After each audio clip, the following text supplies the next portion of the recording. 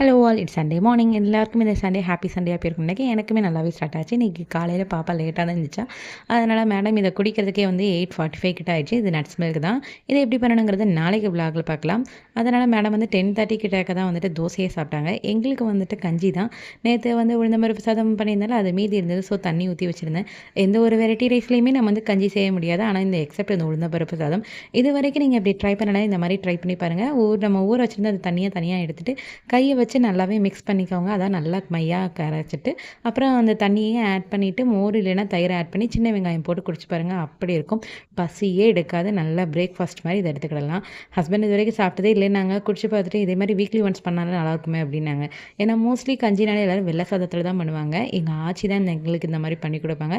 இது வரைக்கும் நீங்கள் ட்ரை பண்ணணும்னா இந்த மாதிரி ட்ரை பண்ணி பாருங்கள். இன்றைக்கி லஞ்சுக்கு உருண்டைக்கிழமும் சேனைக்கிழங்கு உருளைக்கிழங்கு போட்டு பொரியல் தான் பண்ணியிருந்தேன். இந்த உருண்டைக்கிழமை எப்படி பண்ணுங்கிறத டியூஸ்டே லாங் வீடியோ அப்லோட் பண்ணுறேன். சப்ஸ்கிரைப்